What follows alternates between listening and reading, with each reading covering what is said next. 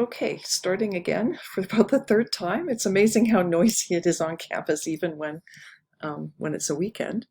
I just want to do a short talk to introduce the Mini Prep Lab. The one I had posted was out of date, so I'm re-recording this one just to try to make sure the instructions are super relevant.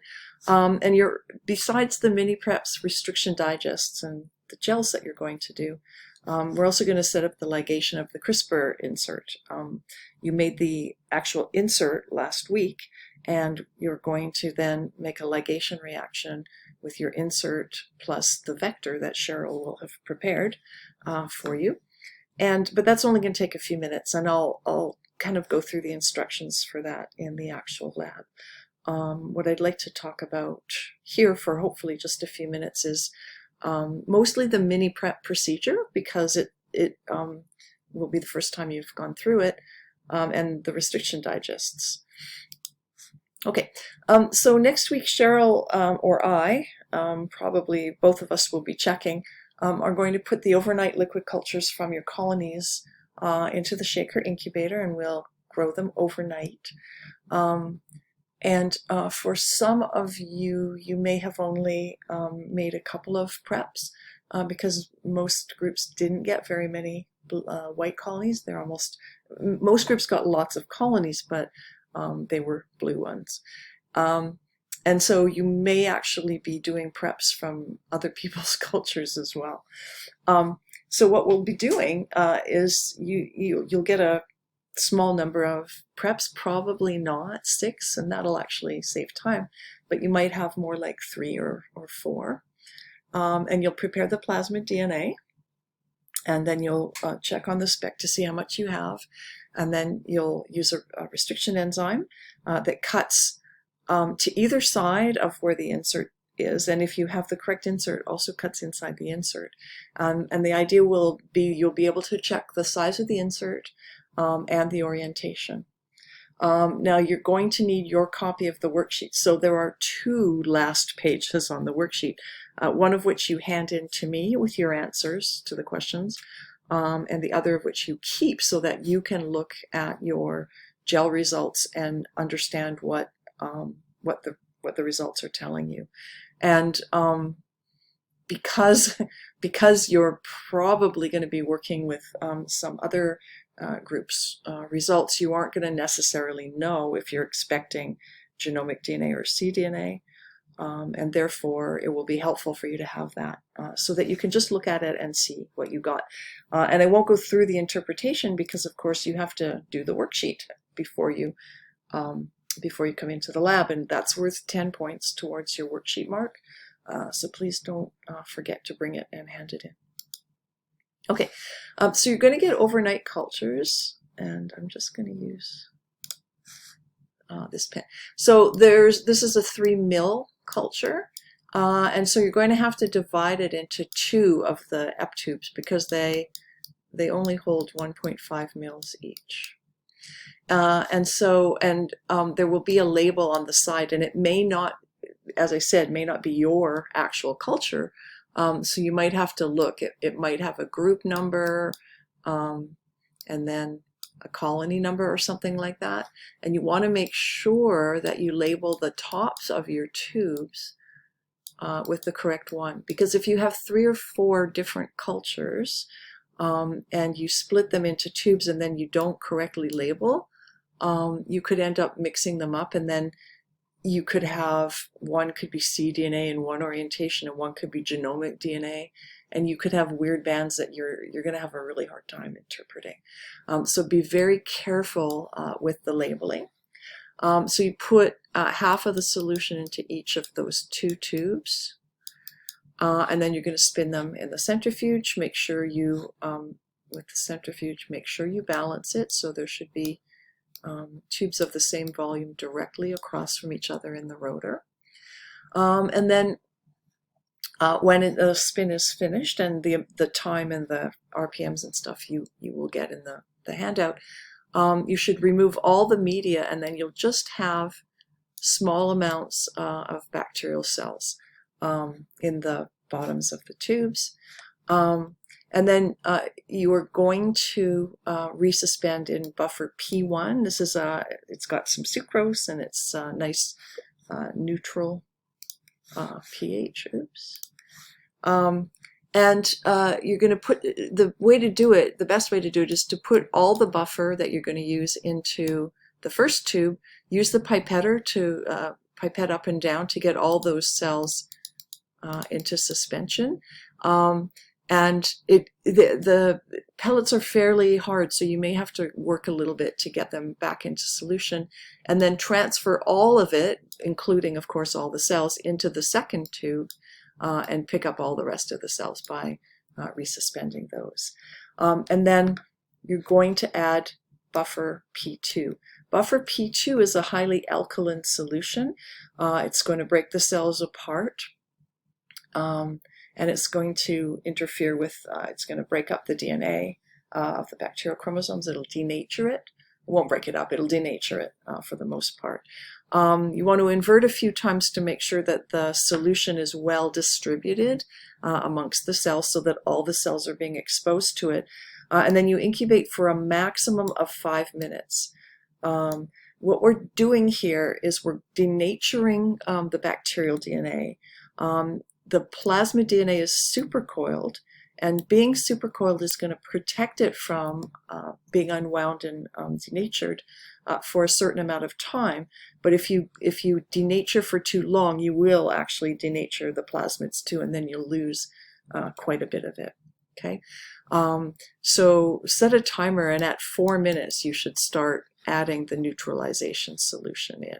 Right, so we're going here, 5 minutes maximum, and then this is a rapid. It's going to smell like vinegar. It's got acetic acid in it, and the neutralization solution neutralizes the basic pH here, brings it closer to 7.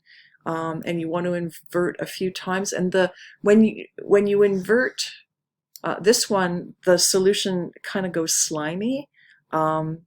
And you can kind of see that as the cells are all breaking open.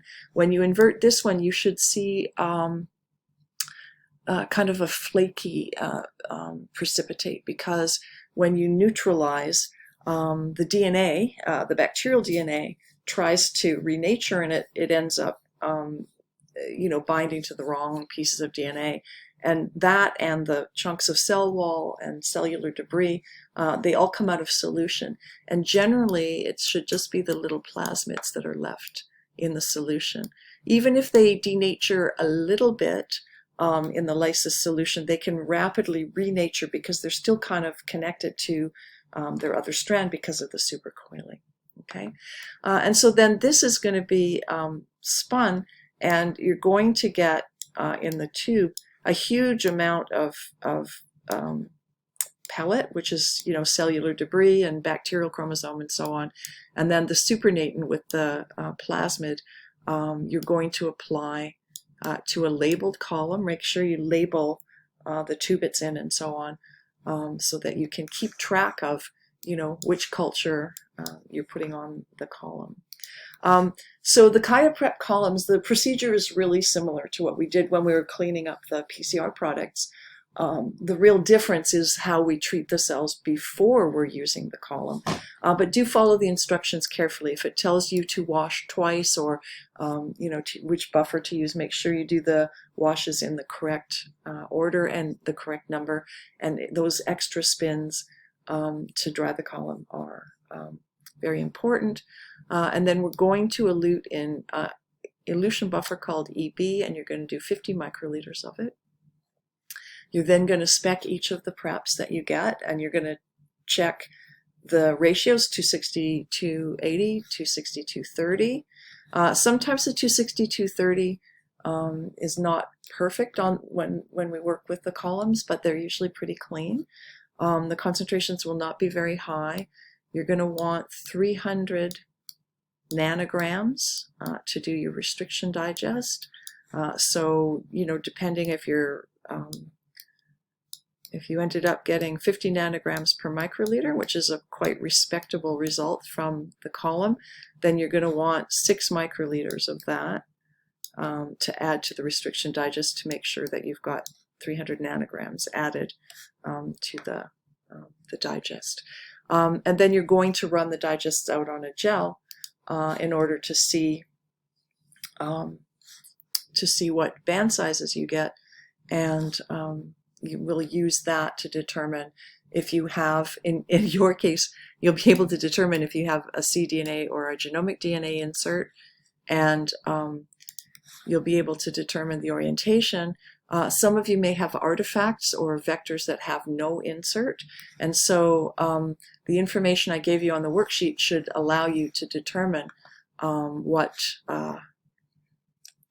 what general result you've got.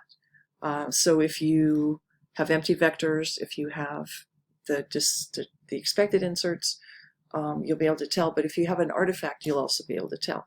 An artifact is something that was DNA that was in the tube that wasn't the intended piece of DNA. But if you cloned an artifact, you still cloned something, and you will still be able to identify it. And so the insert orientation matters because if this was our piece of DNA, and we were transcribing from this side, we would make an RNA that had this sequence. This happens to be the sense RNA. So here is our start codon, and that's the protein that would be produced by that. If we transcribed from the other direction, we would make an RNA that looked like this, which I've just turned around to make it easier. There's no start codon. You're not going to get a product, but even if there was a start codon, it would give you the wrong protein product. This is the sense strand. And this is the antisense. Antisense means it's the reverse complement.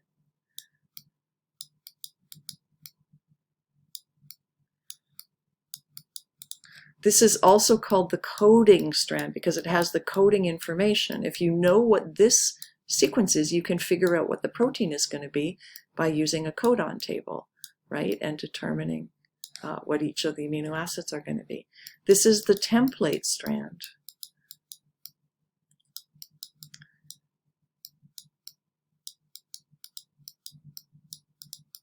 Because when we transcribe from this side, the RNA polymerase runs along this strand and makes an RNA that is the same sequence as the DNA strand, of course, except that there's a U instead of a T, right? So we have to know the orientation because it depends on what we're trying to do. If we're trying to make an antisense RNA to do in situ hybridization, which we will talk about on Monday, then if this is our orientation, then we want to use T3 polymerase to make our RNA. But if we want to express the protein, then we want to transcribe it from this direction because we want the sense, and then we want to have that translate, down here, to make the protein. So orientation matters because depending on what you're trying to do with that piece of DNA, you need to know which polymerase to use. And if the insert was in the other direction, then it would be the other way around. You'd use T3 polymerase to make the sense RNA and get the protein, and T7 to make an antisense RNA that you would use for something different, such as in situ hybridization. Okay. That is long enough. I am going to stop. Hopefully that's been helpful, and we will see you in lab.